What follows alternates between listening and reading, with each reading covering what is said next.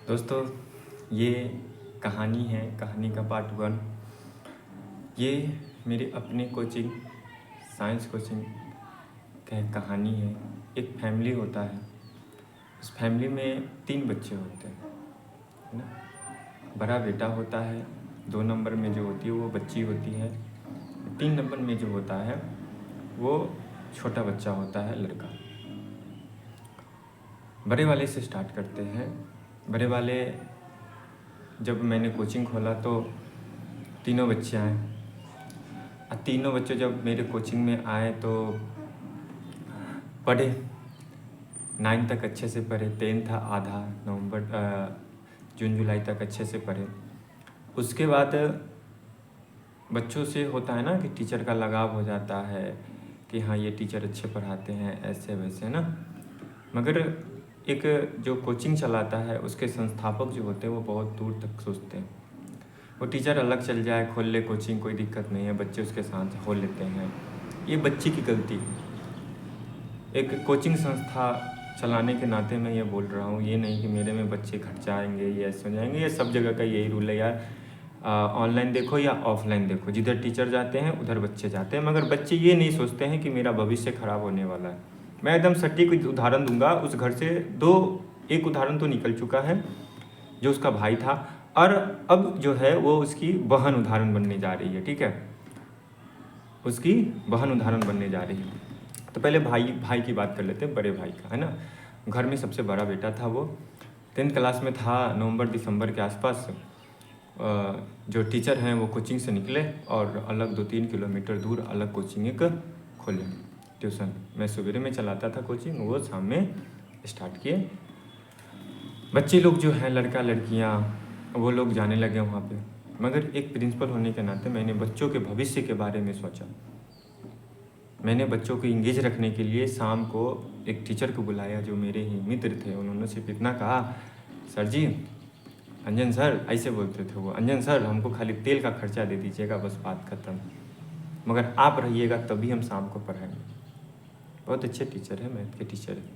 हम बोले चलिए कोई बात नहीं, हम तेल का खर्चा क्या आपको ऊपर से भी देंगे। जितना आमदनी होता था उतना हम उनको देते थे, 1800 या 2000 रुपया हम देते थे उनको। 3 महीना उनको रखे, 2000 के रेशियो से लेकर चलिएगा तो 6000 रुपया होता है।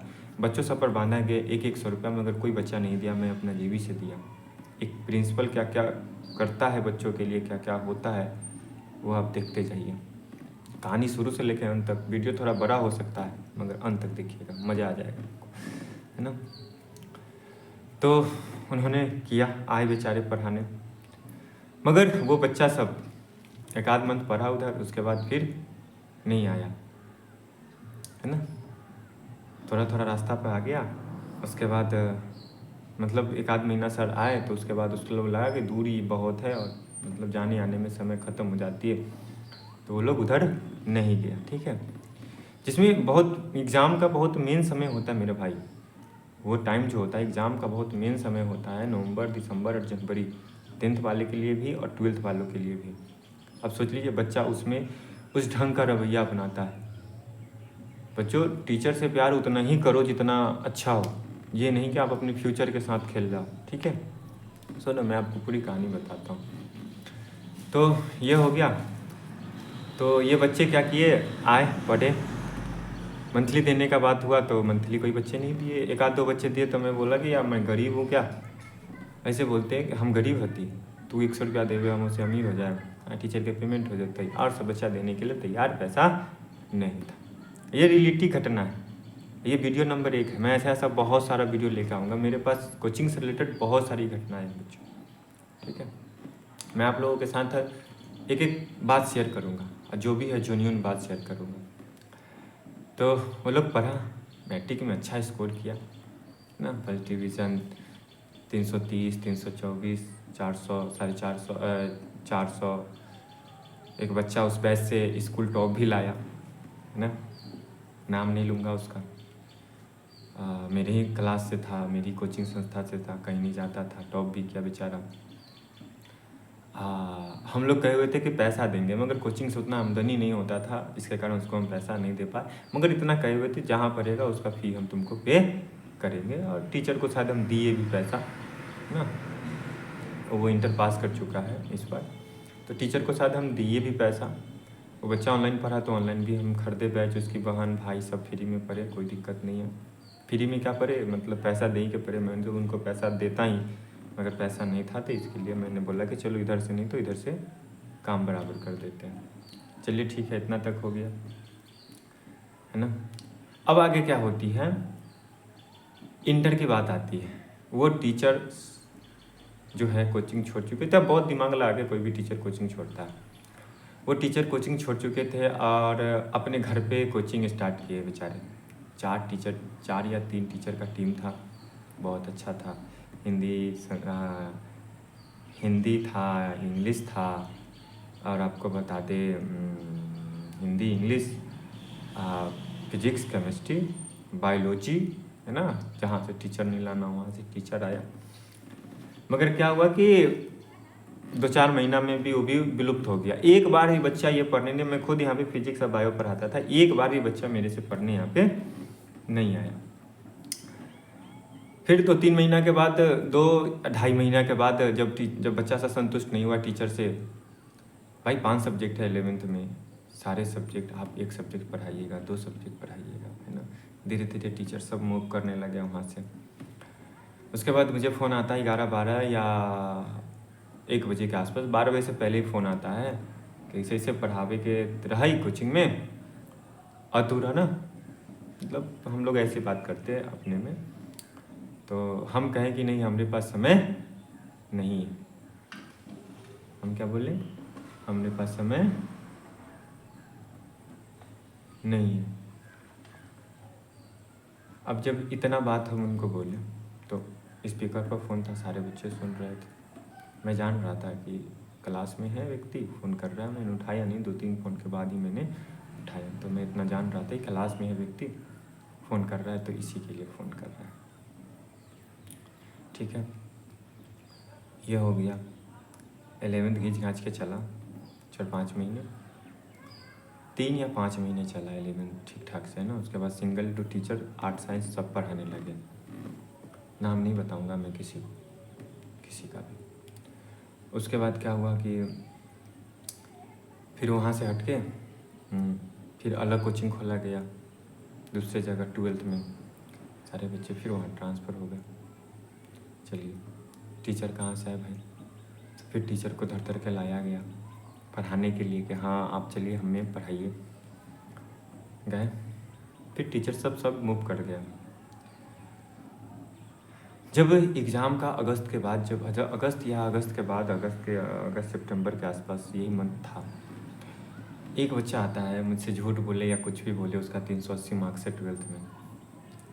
वो बच्चा आता है मुझसे कहता है कि सर जी बायोलॉजी हम नहीं पढ़ रहे हैं कहीं पे ना। उसका भाई 12th पढ़ा था, भाई को बहुत कष्ट से पढ़ाए थे, साइकिल पे खड़े हो के पढ़ाए थे। उसका भाई जानता था मेरे बारे में, तो उसने बोला कि सर जी बायोलॉजी हम नहीं पढ़े थे। तो हम कथी करी, जहाँ पढ़ते रहे वहाँ जो पढ़ी, जहाँ पढ़ रहा था वहाँ जा पढ़ने, हम क्या करें, हम नहीं पढ़ाएंगे। हम डायरेक्ट इग्नोर थे कि हम नहीं पढ़ाएंगे। वो बच्चा बार बार आता था, अच्छा नहीं लगता था हमको, बार बार खाता था। हम कहे ठीक है, हाँ। सिर्फ उस बच्चे के मुंह को देखकर, फ्यूचर को देख के हम कहे कि ठीक है आप पढ़ा देंगे। आया बच्चा सब, मगर उतना कम समय में सिलेबस ख़त्म करना, समय भी नहीं था, ख़त्म तो ही जाता मगर समय नहीं था, बच्चे याद भी नहीं कर पाते। तो हमने क्या किया कि लिखा दिया, सभी को समझाने का था तो थोड़ा बहुत समझाया, उसके बाद कहा कि याद करो, है ना। पूरा लिखा दिया था कॉपी में, समझाया नहीं था, शायद आधा समझाया था, पूरा लिखा दिया था। कोई बच्चा ये नहीं कर सकता कि कॉपी में लिखाया हुआ, पूरा लिखा दिया मैं उसको और कहा कि याद करो। और उसके बाद नवंबर या दिसंबर में, 21 या 22 दिसंबर या नवंबर था, उस मैं कहा करती कि या तो तुम उधर पढ़ो और नहीं तो इधर पढ़ो। बच्चे सब ने बहुत सॉलिड डिसीजन लिया, क्योंकि वो 1.5 साल गुजारा उस टीचर के साथ जो अलग जाता था पढ़ने, 1.5 साल गुजारा। बच्चे जानते थे वो टीचर मेरे साथ क्या करने वाला है। अब जब बच्चों को मैं कहा कि या तो उधर पढ़ना नहीं तो इधर पढ़ना, तो बच्चे ने बहुत सॉलिड दिमाग लिया और कहा कि सर जी हम लोग तो इधर ही पढ़ेंगे, हम लोग तो इधर ही पढ़ेंगे। सोचिए बच्चों का दिमाग सोचिए, देश समझ गया कि अब मेरे फ्यूचर के साथ खिलवाड़ तो हो चुका है। भाई यकीन मानो, जब उस सभी को क्वेश्चन दिया गया फिजिक्स बायोलॉजी का, ऑब्जेक्टिव रटवा दिया गया है ना, सब मेहनत किया, सिर्फ गाइडलाइन मेरा था, है ना, मैं पूरा श्रेय नहीं लूँगा, गाइडलाइन सिर्फ मेरा था। तो बच्चे याद किए, मेहनत किए और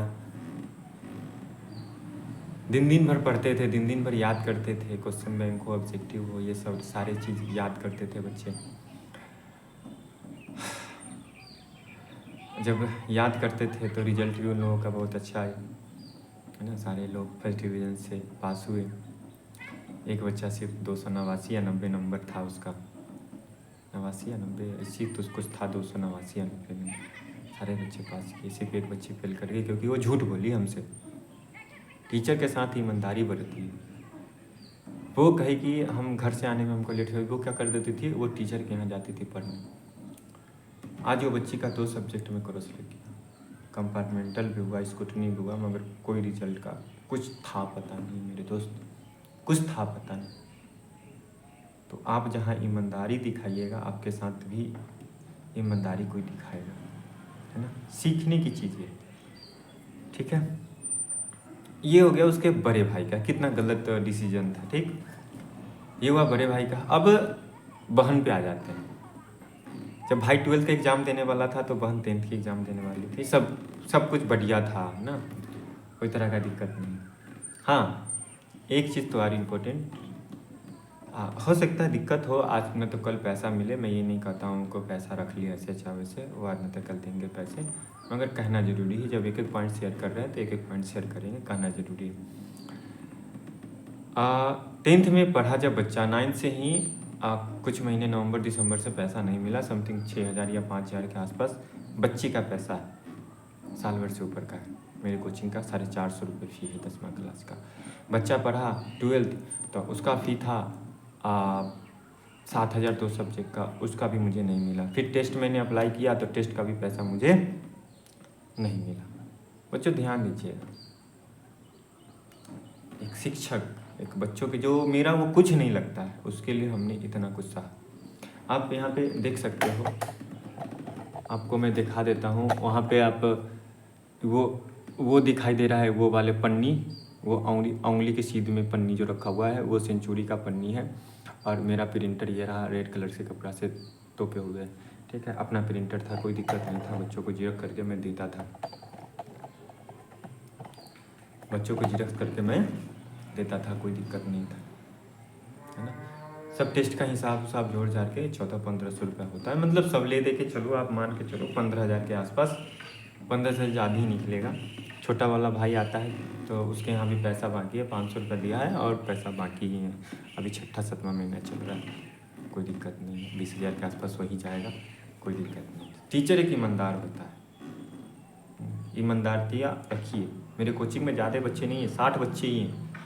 कोई बच्चा ये नहीं कह सकता है कि हाँ सर जी हमारे मतलब पैसा के लिए हमको कोचिंग से निकाले। अगर कोई बच्चा पैसा जमा नहीं किया था, संपूर्ण रूप से उसे कोचिंग से निकाला गया है, सभी बच्चों को निकाला गया है, सभी बच्चों को घर भेजा गया है, सभी बच्चों को घर भेजा गया है, ठीक है। अब जब बच्चे बहन की बात आ गई थी तो टीचर थे एक सोशल साइंस के। जब टीचर सोशल साइंस के थे तो क्या हुआ कि भाई बच्चे जब पढ़ाते हैं तो बच्चों से लगाव हो जाता है। पहले से ही फिक्स था कि सब सोशल साइंस लेना, हम ये करेंगे, आईएएस बनेंगे, डीएम बनेंगे, डीएसपी बनेंगे, एसपी बनेंगे, है ना। बनना भाई, कहना बनना, धरती आसमान का फर्क है ना। 11th में जब बच्चा जब पढ़ता है ना, ढोरी से सड़ जाता है, हालत ख़राब हो जाता है। 8 घंटे 9 घंटे आप बैठ नहीं सकते कोचिंग छोड़ा के, क्योंकि आपके पास काम बहुत होती है। आपके पास कोई काम नहीं है तो आप पढ़ सकते हो 8 घंटे 9 घंटे, ठीक है। अभी इतना हो गया। अब मैंने कितना बार बोला भी, उसके भाई को भी ले गया, भाई भी कहा कि नहीं आर्ट्स से नहीं लेगी, साइंस से लेगी, हम लोग तो साइंस ही पढ़ रहे लेने के लिए। मगर वो बच्ची को माइंड में पूरा भरा हुआ था हमको लेना है। तो क्या लेना है? आर्ट्स लेना है। क्या लेना है?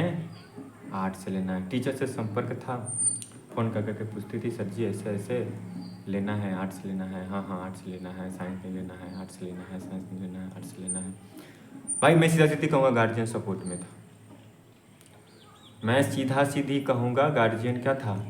सपोर्ट में था। That's all. मुझे इसके आगे कुछ कहना ही नहीं। गार्जियन अगर जब गार्जियन को बोला कि हाँ इसको साइंस ले पाइए, आगे बहुत काम आता है। जब कंपटीशन का तैयारी करता है तब बच्चों को साइंस में बहुत प्रॉब्लम पड़ता है, जीएस में, जनरल साइंस में समझ में नहीं आती। ऑब्जेक्टिव आप कितने रखते हैं हमारे, मगर उसको तो भूत सवार था, हमको डीएम बनना है, डीएसपी बनना है, आईपीएस बनना है, एसपी बनना है। ठीक है, ये हुआ तो चलो भाई कोई बात नहीं है, एडमिशन हो गया, रजिस्ट्रेशन भी हो गया, है ना। एडमिशन ये रिसेंटली 28 को होने वाली हुआ। अब बगल में वो टीचर आए, हमसे पूछें कि हमको पढ़ाने दीजिए। हम कहे कि नहीं, आप जब इस दलदल से निकल गए हैं तब पूर्ण रूप से निकल जाइए, है ना। नहीं तो फिर सोचिएगा कि हाँ मतलब हम निकलना तो नहीं निकल पाइएगा। आज अगर उस व्यक्ति को नौकरी हो जाएगा तो बच्चे कहाँ जाएंगे? सोचिए, बच्चे कहाँ जाएंगे? आज अगर उस व्यक्ति का नौकरी हो जाता है तो बच्चे कहाँ जाएंगे? बच्चे तो दौड़ दौड़ के भटकेंगे भाई। बच्चे दर दर के भटकेंगे, कहीं के नहीं रहेंगे। तो कल एक, हाँ उसके भाई को भी मैंने बोला कि जा बच गया थोड़ा सा। तो उस टीचर को मैंने कहा कि नहीं, तो बगल में कोचिंग खोला है। पहले से सारा कुछ फिक्स था कि कहाँ क्या करना है। मैं तो एक ही बात कहूँगा, पहले से सारा कुछ फिक्स था, एकदम सटके ही कोचिंग खोला। तो वो जाते हैं उधर पढ़ाने, मैं चलाता हूँ सवेरे, बहन जाती है शाम को। मैंने घर पे भी सामान भिजवा दिया कि अगर दीदी जाएगी वहाँ पे तो तुमको कोचिंग से निकलवाते हैं। आज भी वो बच्चा आता है कोचिंग में, बहन को मैंने आज देखा, बहन को मैंने आज देखा, आज भी वो बच्चा आता है कोचिंग में। कोई वैल्यू नहीं। मगर कल का जो वीडियो होगा ना बच्चों, ऐतिहासिक होगा भाई, देखना। बहुत शानो शौकत से निकालेंगे, दिल पे पत्थर रख के निकालेंगे। कोई कोचिंग वाला आज तक रिकॉर्ड नहीं होगा कि वो ऐसे करके किसी बच्चा को निकाला हो। अपने को पैसा का कोई अथी नहीं है, मोल नहीं है। बच्चा सिर्फ गलत डायरेक्शन में नहीं जाना चाहिए। मेरे पास नॉलेज है, मैं जानता हूँ कहाँ क्या होता है। साले बहुत सारे टीचर होते हैं, एंचो आज पढ़ाएंगे कल बंद, बच्चे कहाँ जाएंगे? तुम जब पढ़ाना स्टार्ट किया तो पूरा ख़त्म करके जाओ, पूरा साल भर पढ़ाओ, वो तुम्हारी जिम्मेवारी बनती है। ये नहीं कि 6 महीना में ख़त्म कर दिए और उसके बाद बच्चे याद करते रहेंगे, नहीं होता है भाई। कहाँ घूम रहे हो तुम, कहाँ घूम रहे हो? कभी नहीं होता। तो आप लोग बताइए कि ये बच्चा जो किया, गलत किया कि नहीं किया? मुझे लाख समझाने के बाद, सब कुछ करने के बाद भी वो वहाँ पे जाता है। मैंने घर पे इन्फॉर्मेशन भी दिलवाया, जो बच्चा आता है छोटा वाला पढ़ने, उनके द्वारा भी मैंने भिजवाया। तो घर से स्टेटमेंट आता है कि सर जी के जी अच्छा लगता उसे कहिए करे। अरे हमको क्या अच्छा लगेगा? आपका बच्चा का ज़िंदगी है, कुछ करिए। अपने को कोई ये नहीं है कि हाँ ऐसे चाहे वैसे, अपने को कोई ये नहीं है ऐसे चाहे वैसे। इतना बात ध्यान रखें।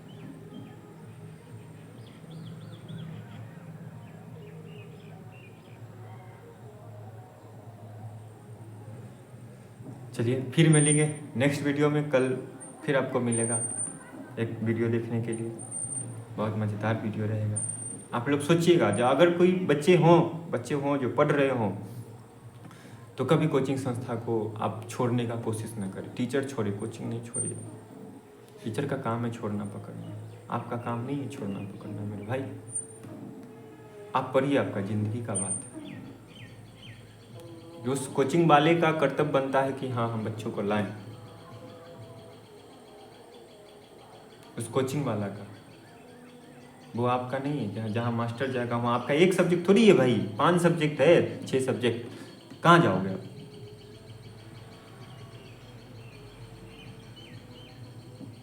सोचना। चलो फिर मिलेंगे नेक्स्ट वीडियो में। मैं अंजन कुमार, तब तक के लिए नमस्कार।